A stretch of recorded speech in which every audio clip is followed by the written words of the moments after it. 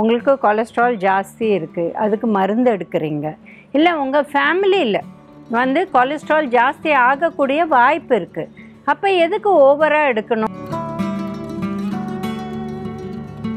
அந்த முட்டை கொடுத்த உடனே வாயெல்லாம் அரிக்கும், வாயை சுற்றி முகமெல்லாம் சேப்பாகும், அப்படியே ரேஷ் வரும், அது அப்படியே அரிச்சுக்கும். வந்து ஆக்டிவாக கேம் விளையாடுறாங்க 4 to 6 hours a day. இந்த மாதிரி இருக்கிறவங்களாம் 6 eggs கூட எடுக்கலாம், ஒன்றும் ப்ராப்ளம் கிடையாது. பட் வெறும்ன வேலைக்கு போகிறவங்க இந்த அளவு எக்கு நிச்சயமாக. நலம் வாழ 2.0 இந்த எபிசோடில் நம்ம வந்து எக்கை பற்றி பேச போகிறோம். இப்போ எக் அப்படின்னு எடுத்தால் ஒரு ப்ரோட்டீன், எது பெஸ்ட் ப்ரோட்டீன் அப்படின்னு அதை கம்பேர் பண்ணுறதுக்கு எக்கை தான் யூஸ் பண்ணுவோம். எக்கு வந்து நம்பர் 1 பிகேடாஸ் ஸ்கோர் அப்படின்னு இருக்குது ப்ரோட்டீன் ரிலேட்டட் ஸ்கோரில், அதுக்கு தான் மற்ற ப்ரோட்டீனை கம்பேர் பண்ணுவாங்க. ஸோ அந்த அளவு மகத்துவம் எக் ப்ரோட்டீனுக்கு. அண்ட் இது ஹை பயாலஜிக்கல் வேல்யூ ப்ரோட்டீன், இது உடம்புல கம்ப்ளீட்டாக அப்சார்ப் ஆகக்கூடிய வாய்ப்பு இருக்குது. இப்போ ஒரு மீடியம் சைஸ் முட்டை ரெகுலர் நம்மளோட இந்த ஹென் எக் வந்து ஒன்றுத்தில் 6 grams to 8 grams protein, maximum 6னே வச்சுக்கலாம். ஸோ இது எக்கில் என்ன பெனிஃபிட் அப்படின்னு பார்த்தீங்கன்னா, ப்ரோட்டீன் மாத்திரம் இல்லாத இந்த மஞ்சக்கருவில் அதில் நிறைய நியூட்ரியன்ஸ் இருக்குது, ஆனால் அதில் லைட்டாக கொலஸ்ட்ராலும் இருக்குது, சேச்சுரேட்டட் ஃபேட் இருக்குது, கோலின் இருக்குது, பல விதமான பெனிஃபிட் இருக்குது. ஸோ மஞ்சக்கருவும் சேர்ந்து எடுக்கலாமா அப்படின்னா 2 schools of thought இருக்குது. ஒரு ஸ்கூல் ஆஃப் தாட்டை என்ன சொல்கிறாங்கன்னா, நீங்கள் டெய்லி எக் எடுக்கிறச்சே மஞ்சக்கரு எடுத்திங்கன்னா உங்கள் கொலஸ்ட்ரால் ஜாஸ்தி ஆகலாம்.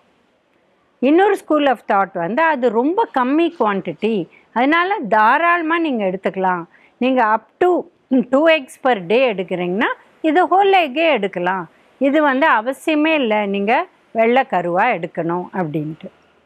பட் ஜென்ரல் அட்வைஸ் என்னென்னா, உங்களுக்கு கொலஸ்ட்ரால் ஜாஸ்தி இருக்குது, அதுக்கு மருந்து எடுக்கிறீங்க, இல்லை உங்கள் ஃபேமிலியில் வந்து கொலஸ்ட்ரால் ஜாஸ்தி ஆகக்கூடிய வாய்ப்பு இருக்குது, அப்போ எதுக்கு ஓவராக எடுக்கணும் ஒரு விஷயத்தை?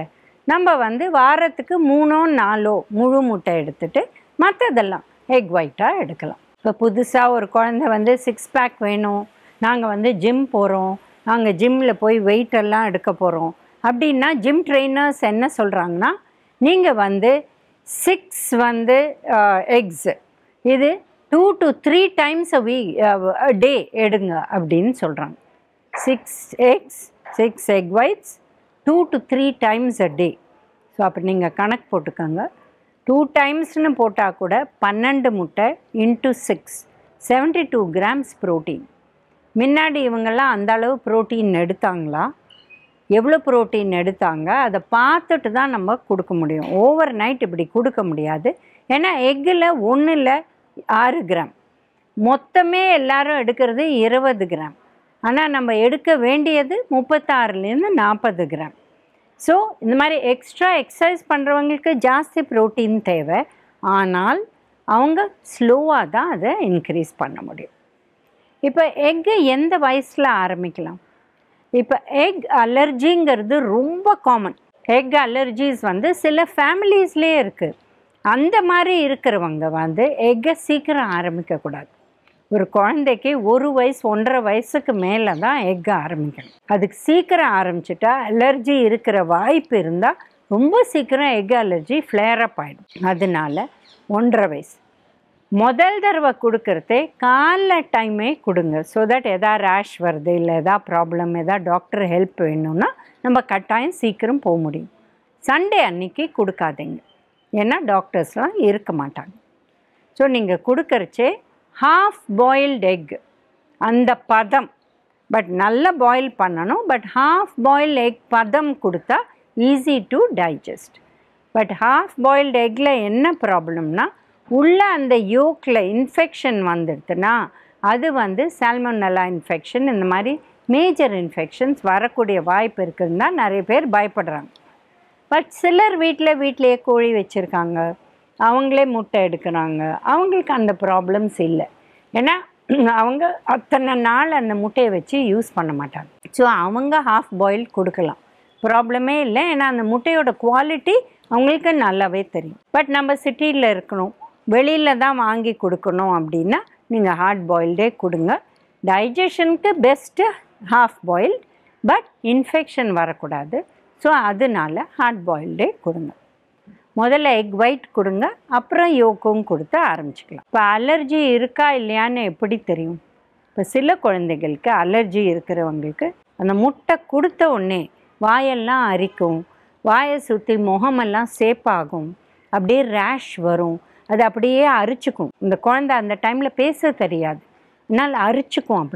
அப்படியே நீங்கள் பார்த்தீங்கன்னா மூஞ்சி, வாய், மூக்கு, சீக்ஸ் இதெல்லாம் ரெட்டாக ஆரம்பிச்சிடும்.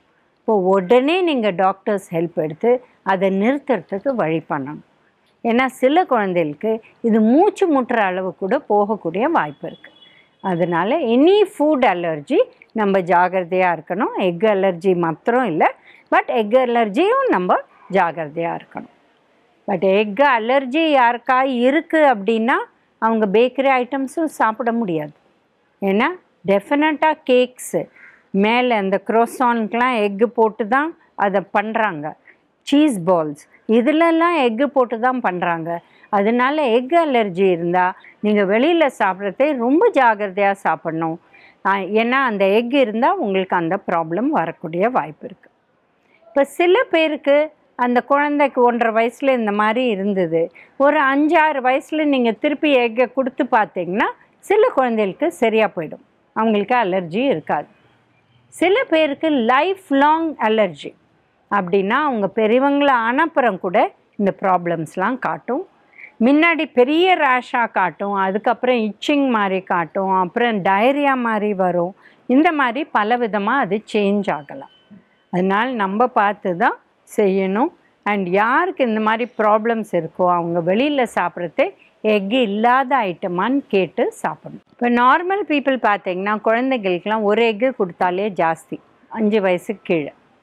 அதுக்கப்புறம் பருவத்தில் வராங்க, அந்த டைமில் நிறைய எக்ஸசைஸ் பண்ணுறாங்க, அவங்களுக்கு எக்ஸ்ட்ரா ப்ரோட்டீன் தேவைப்படுது. இவங்க 2 எக் எடுக்கலாம், எக் ஒயிட்டாக எடுக்கலாம், எண்ணிக்கலாம், ஆல்டர்னேட்டாக எடுக்கலாம், எக் ஒயிட்டும் ஹோல் எக்கும். பட் யார் இந்த மாதிரி 6 பேக் ஃபிகர் இல்லை வெயிட் லிஃப்டிங் இல்லை ஸ்விம்மர்ஸ், நேஷ்னல் ஸ்விம்மர் போகிறாங்க, ஒரு நாளைக்கு 6 மணி நேரம் ஸ்விம்மிங்கே பண்ணுறாங்க, இல்லை ரன்னிங் இல்லை கிரிக்கெட் ஆக்டிவாக கேம் விளையாடுறாங்க 4 to 6 hours a day, அதுக்கு முன்னாடி நெட் ப்ராக்டிஸ், இந்த மாதிரி இருக்கிறவங்களாம் 6 eggs கூட எடுக்கலாம், ஒன்றும் ப்ராப்ளம் கிடையாது.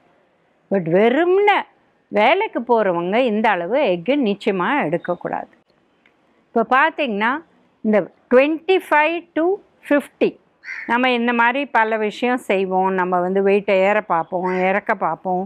அந்த மாதிரி டைமில் நம்ம இந்த மாதிரி மேக்ஸிமம் 4 eggs நீங்கள் எக்ஸசைஸே பண்ணலைன்னா, இல்லைன்னா நீங்கள் 2 eggs 3 times a week, எவ்வளோ ப்ரோட்டீன் எடுக்கிறீங்களோ மற்ற ப்ரோட்டீன் அதை பொறுத்து இருக்குது, அந்த மாதிரி செய்யலாம். பட் இந்த 50 மேலே வந்துட்டிங்கன்னா உங்களுக்கு என்னென்ன ப்ராப்ளம்ஸ் ஹெல்த்தில் இருக்குது, அதில் ஏதாவது ஒரு ப்ரோட்டீன் ரெஸ்ட்ரிக்ஷன் இருக்கா, இதெல்லாம் பார்த்து அந்த எக்கோட ப்ரோட்டீனும் அந்த டயட்டில் வச்சு அந்த டோட்டல் ப்ரோட்டீனை கால்குலேட் பண்ணும்.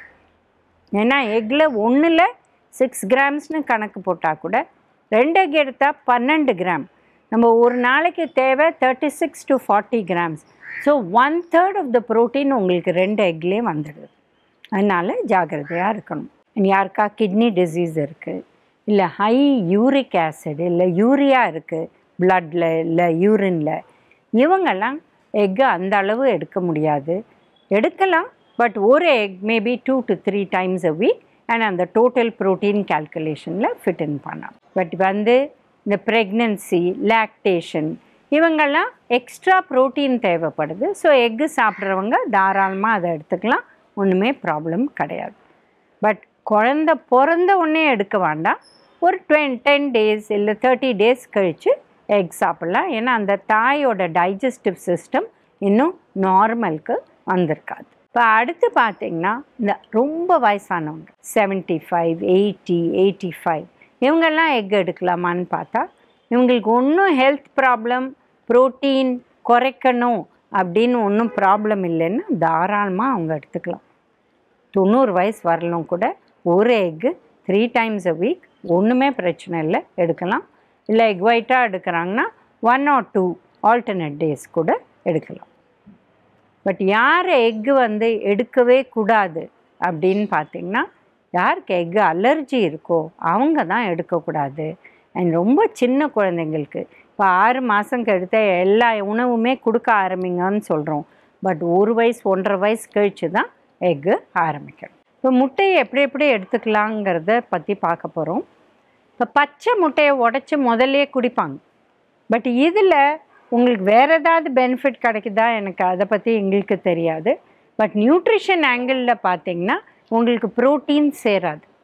முட்டையை வேக வச்சாதான் அந்த முட்டையில் இருக்கிற ப்ரோட்டீனை அவிடன்னு ஒன்று சேர்ந்து இருக்குது. அந்த அவிடன் நீங்கினா தான், அதாவது அந்த வேக வச்சா அது வந்து மாறிடும். அப்போ தான் நம்மளுக்கு ப்ரோட்டீன் உடம்புல சேரும். பச்சை முட்டையாக எவ்வளோ சாப்பிட்டாலும் நம்மளுக்கு ப்ரோட்டீன் சேராது. இப்போ முட்டையை எப்படி செஞ்சு சாப்பிட்லாம்? ஹார்ட் பாயில்டு நல்லது, ஏன்னா சேஃப். இப்போ வெளியிலலாம் சாப்பிட்றீங்கன்னா உங்கள் கண்ணு எதிர்க்க பாயில் பண்ணி கொடுக்குறாங்கன்னா இட்ஸ் சேஃப். அதே வந்து ஹார்ட் பாயில் பண்ணி வச்சுட்டாங்கன்னா எடுத்து சாப்பிடாதீங்க. ஏன்னா எவ்வளோ நாழி அது அப்படி பண்ணியிருக்காங்க நம்மளுக்கு தெரியாது. இப்போ முட்டைங்கிறது ரொம்ப சீக்கிரம் கெட்டு போகிற ஒரு விஷயம். அதனால் ஜாகிரதையாக இருக்கணும் வெளியில் சாப்பிட்றது. ஆம்லெட்டாக சாப்பிட்லாம், ஆனால் கொஞ்சம் கம்மி எண்ணெய் போட்டு பண்ணலாம். ஸ்க்ராம்பிள்டாக சாப்பிட்லாம், இல்லை கலக்கி சாப்பிட்லாம், தோசை போட்டு சாப்பிட்லாம், என்ன வேணால் பண்ணலாம். பட் முட்டையோட ப்ரோட்டீன் உங்களுக்கு கிடைக்கும். அதை பற்றி கவலைப்பட வேண்டிய விஷயமே இல்லை. பட் பேசிக்காக வந்து நம்ம என்ன பண்ணணும், பல விதமாக முட்டை கிடைக்குது. வாத்து முட்டை, காடை முட்டை, இந்த ரெகுலர் முட்டை எல்லாமே கிடைக்குது. எது நல்லது அப்படின்னு பார்த்தீங்கன்னா, நிறைய பேர் காடை முட்டை தான் நல்லது அப்படிங்கிறாங்க. பட் நியூட்ரிஷன் வைஸ் பார்த்திங்கன்னா எல்லாமே சிமிலர் தான். எல்லாத்துலேயும் ப்ரோட்டீன் இருக்குது. ப்ரோட்டீன் உங்களுக்கு உடம்புல சேரும். அது ரொம்ப குட்டியாக இருக்கிறதுனால காடை முட்டை அதில் ப்ரோட்டீன் கொஞ்சம் குறைவு. இதே மற்ற முட்டை நம்ம ஹென்ஸ் எக் நார்மலாக சாப்பிட்ற கோழி முட்டை இதில் 6 கிராம்ஸ் இருக்குது. ஸோ எல்லாமே சாப்பிட்லாம். எது உங்களுக்கு விரும்பினதோ எப்படி செய்யணுமோ அந்த மாதிரி பண்ணி சாப்பிடலாம். இந்த விஷயங்களில் ஃபாலோ பண்ணி நலம் வாழ என்னாலும் என் வாழ்த்துக்கள்.